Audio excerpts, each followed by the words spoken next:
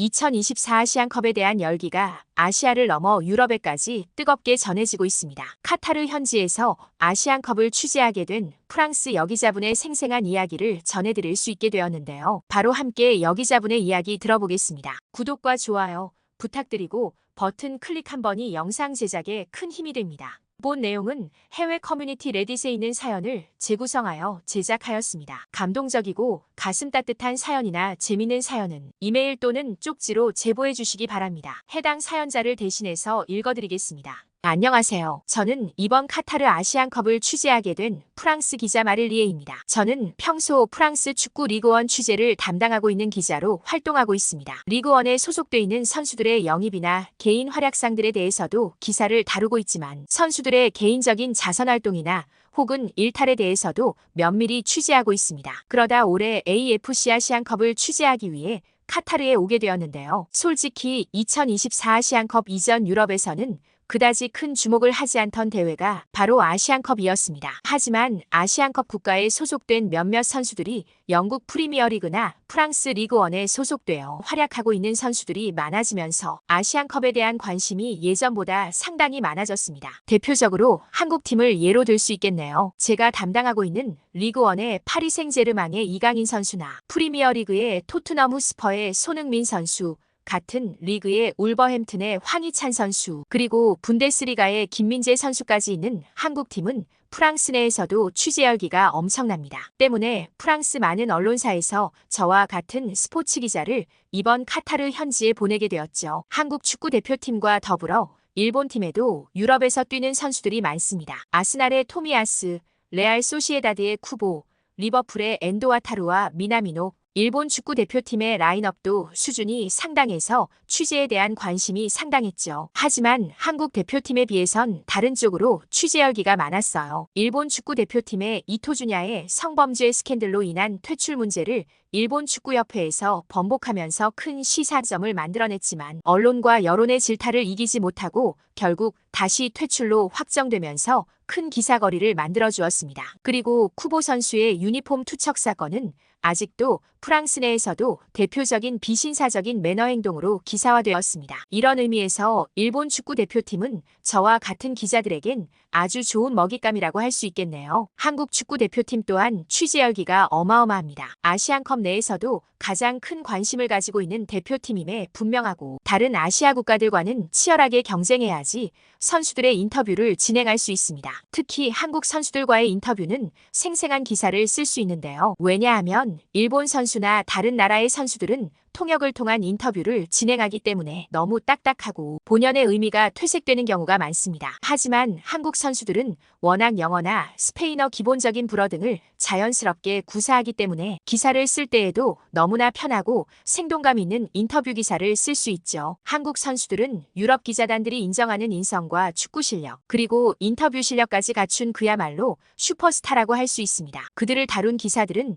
유럽에서 폭발적으로 소비되고 있기 때문이죠. 축구는 세계적으로 가장 인기 있는 스포츠 종목이라고 할 수 있습니다. 많은 나라들이 자국의 축구 문화나 실력 개선을 위해 많은 돈들을 투자하고 있죠. 일명의 자존심 같은 거죠. 경제적으로 한참 차이가 나는 나라가 경제적으로 힘 있는 나라를 축구 경기에서 이기면 그야말로 대서특필됩니다. 어떻게 보면 아시아에서 가장 큰 경제 대국은 중국이라고 할 수 있는데요. 그런데 참 이상하게도 중국 대표팀 성적은 아주 저조하죠. 성적뿐만이 아니라 여러 나라 기자들이 취재를 꺼려하기도 합니다. 한 번은 중국 대표팀의 성적 부진에 대한 특집 기사를 위해 일찍이 취재를 하러 갔는데 이미 다수의 중국 기자들이 자리를 차지한 채로 터무니없는 질문만 쏟아내더군요. 그들은 객관적으로 자신의 축구 대표팀을 평가하거나 문제점을 지적하지 않는 모습을 늘 보여왔어요. 오히려 경기를 상대하는 축구 대표팀을 비방하거나 문제를 일삼는 기자회견은 늘 같은 레퍼토리로 진행됐습니다. 그래서인지 많은 유럽 기자들은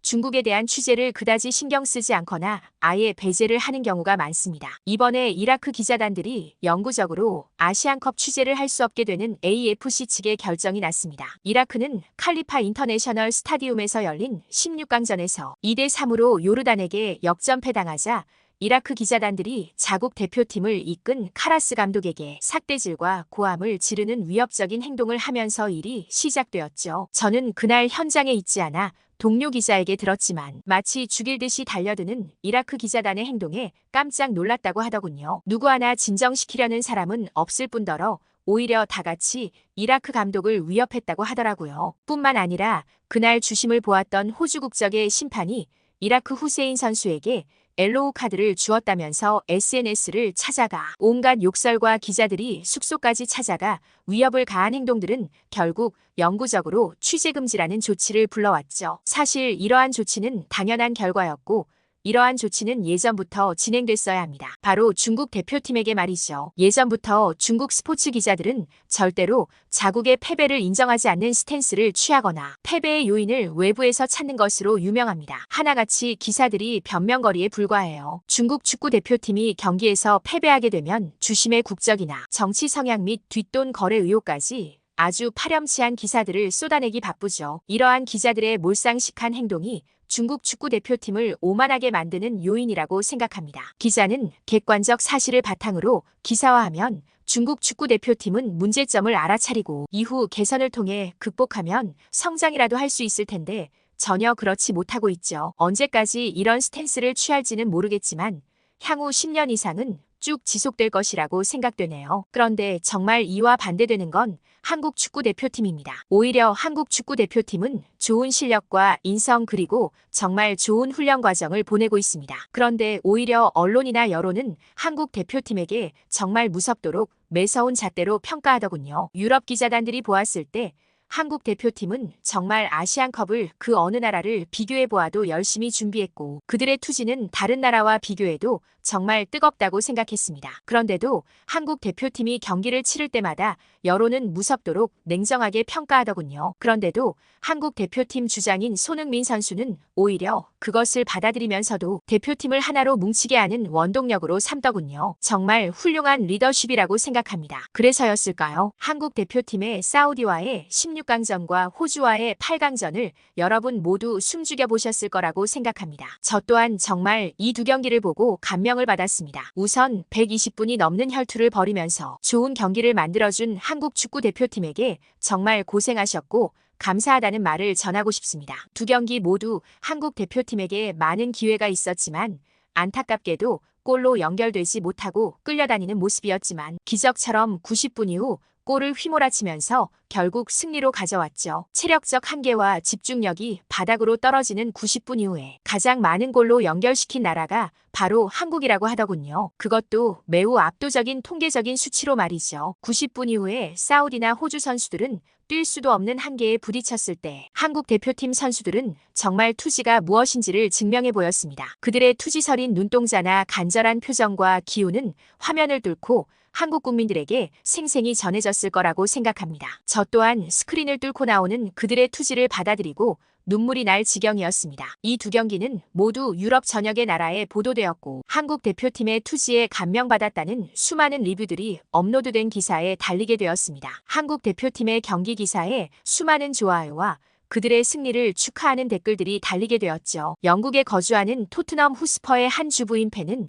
손흥민 선수가 현재 아시안컵에서 맹활약 중이라서 자신이 응원하는 토트넘이 패배하여 안타깝다고 했지만 오히려 손흥민이 자신의 나라에 승리를 가져온 것에 오히려 더 반가운 소식이라면서 승리를 축하한다는 댓글을 달기도 했습니다. 이 댓글에 수많은 좋아요가 달리기도 하면서 유럽의 많은 사람들이 한국을 응원한다는 것을 증명하기도 했습니다. 유럽에서는 현재 한국 문화에 대한 관심과 열렬한 지지가 있을 정도로 뜨거운데 이런 분위기가 한국 축구 대표팀에게도 이어지는 게 아닌가라는 생각이 들기도 합니다. 한국 축구 대표팀의 이야기뿐만 아니라 한국 축구 대표팀을 응원하는 축구팬에 대한 이야기도 해보겠습니다. 2002년 월드컵 4강 신화를 함께 써낸 한국의 응원 문화는 22년이 지난 2024년까지 이어졌습니다. 카타르 현지에도 많은 한국 응원 팬들이 찾아왔고 압도적인 사우디 팬들 사이에서도 한국 대표팀과 마찬가지로 붉은 투지를 보여주었습니다. 16강전에서 사우디에게 선제골을 먹히면서 사우디 축구 팬들이 한국 팬들에게 온갖 조롱과 도발로 일삼았습니다. 경기가 열린 에듀케이션 스타디움에서 사우디 팬들은 기본적인 응원 매너를 지키지 않는 비신사적인 행동을 보였었죠. 그럼에도 불구하고 한국 팬들은 오히려 담담하고 투지 있게 한국 대표팀을 응원했고 결국 90분 이후 추가 시간에 조규성 선수의 헤딩골로 동점을 만들어냈죠. 연장전 끝에 승부차기에서 결국 조현우 선수의 PK 선방으로 한국이 승리를 가져왔고 사우디 팬들은 좌절했습니다. 하지만 경기 이후 사우디 팬들은 한국 팬들을 향해 승복하지 않는 모습을 보여주면서 정말 최악의 응원 문화를 보여주었습니다. 몇몇 정상적인 사우디 팬들이 진정시켜 겨우 사건은 일단락되었지만 정말 몰상식한 응원 문화를 보여준 셈이죠. 이에 반해 한국 팬들은 그러한 위협적인 분위기 속에서도 수많은 사우디 팬들 속에서도 전혀 부족함 없는 응원으로 한국 대표팀에게 에너지를 불어넣어줬고 경기가 끝난 후엔 자신들이 사용했던 좌석이나 응원도구 및 쓰레기들을 깔끔하게 치우고 돌아가는 멋진 응원 문화를 보여주었죠. 이러한 성숙한 한국의 응원 문화는 적극적으로 유럽에도 전파되었으면 하는 바람이 있습니다. 제가 담당하고 있는 프랑스의 리그원에선 조금만 경기가 과열되거나 심판의 판정이 불합리하다고 생각하면 수많은 관중들이 온갖 욕설과 함께 쓰레기들을 경기장 안에 투척합니다. 자칫 잘못하면 선수들이 쓰레기 때문에 부상을 입을 수도 있는 위험한 상황을 만들 수도 있고 경기가 매끄럽게 진행되지 못하게 되는 불상사가 생기는데 말이죠. 자신들이 축구팀을 사랑하는 만큼 더 신중하고 매너 있게 행동해야 하는데 개인적인 감정에 사로잡혀 행동하는 미개한 행동이라고 할 수 있습니다. 이 점은 정말 큰 문제고 꼭 고쳐져야 하는 응원 문화라고 할 수 있겠습니다. 더불어 제가 이번 아시안컵에서 처음 마주한 좀 충격적인 응원 문화를 볼 수 있었는데요. 매번 이런 안 좋은 얘기는 온통 중국 얘기인 게 저도 참 안쓰럽지만 너무 황당하고 화가 나서 공유해드리겠습니다. 1월 17일 열린 중국과 레바논전 경기 이야기인데요. 한국 여러분들은 당연히 중국 대표팀 경기를 찾아보시진 않으실 겁니다. 저 또한 직업이 스포츠 기자여서 중국 경기를 관람할 뿐이지 경기 내용과 수준에선 마땅히 기사거리를 찾을 만한 게 없습니다. 오히려 매번 아마추어 경기와 같은 수준임을 증명하는 기사를 쓰는 게 지겨울 정도죠. 그런데 이날은 아주 큰 기사거리가 하나 나왔어요. 바로 중국 응원 팬들의 문제점이었어요. 경기 시작부터 문제는 시작됐습니다. 경기 전 각 나라의 국가가 울려 퍼질 때 응원 팬들은 자신의 국가를 함께 따라 부르며 매너 있는 경기를 위해 다짐하죠. 그런데 이러한 상황에서 레바논 국가가 울려 퍼질 때 문제가 생깁니다. 레바논 국가가 시작되자 수많은 중국 팬들이 레바논 대표팀과 응원 팬들에게 야유를 퍼부어대기 시작했죠. 한 나라의 국가가 흘러나오고 있는데 야유라니요. 이것은 외교적으로도 문제가 될 수 있는 명백한 결례인데 중국 팬들은 정말 몰상식한 행동을 아무렇지도 않게 당당히 행동하더군요. 심지어 경기 중에는 챙겨온 레이저나 소음을 내는 도구를 이용해서 선수들의 플레이를 방해하질 않나. 정말 한숨이 푹푹 쉬어져 나오는 행동들이었습니다. 이런 나라가 아시아의 중심이니 경제 대국이니 하면서 세계 경제를 좌지우지하니 하는 말을 떠들어대니 국제 정세가 불안해지는 게 아닌가라는 생각이 들었죠. 경기는 점유율 48대 50으로 팽팽했고 오히려 레바논이 유효 슈팅을 4개 더 챙겨갈 정도로 약간의 우세에 있었습니다. 자신의 팀이 좀 불리해지는가 싶자 중국 팬들은 분을 참지 못하고 경기장 내의 좌석을 발로 차고 부시고 먹던 음식물을 일부러 빗물이 흘러나가는 배수구에 버리는 말도 안 되는 행동들을 하기 시작하더군요. 보통 같은 아시아권의 나라면 어느 정도 지리적으로도 가깝게 위치하다 보니 일정 수준 비슷한 문화를 보이는 경우가 있기 마련인데 한국과 중국의 문화 차이가 너무나 극명하니 좀 황당하기도 합니다. 같은 언론사에서 정치부 기자로 일하는 동료에게 나중에 들어보니 중국의 이런 잘못된 행동들은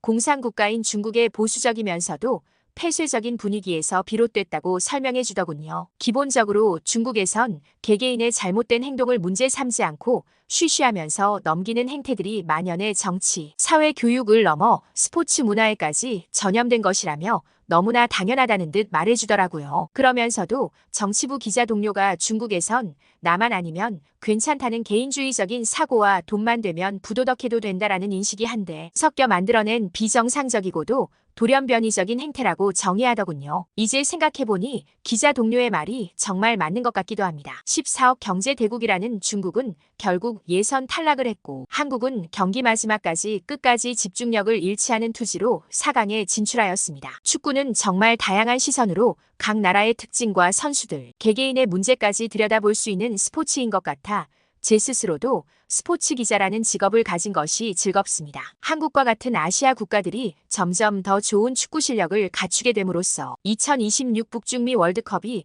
더욱 흥미진진하게 될 것 같아 벌써부터 큰 기대가 되어집니다. 우선 한국의 4강전이 알라이안 스타디움에서 한국 시간으로 수요일 새벽에 열립니다. 한국 대표팀이 승리를 거둘 수 있도록 저 또한 응원하겠습니다. 한국 여러분들에게도 좋은 결과 있기를 기원합니다. 앞으로도 이강인 선수가 뛰고 있는 프랑스의 리그원도 많이 사랑해주세요. 한국 유통 대기업인 시사에서 단독 중계하고 있으니 많이 시청 바랍니다. 한국인 여러분 사랑합니다. 이야기 들어주셔서 감사합니다. 한국과 관련된 흥미로운 사연 들어보았는데요.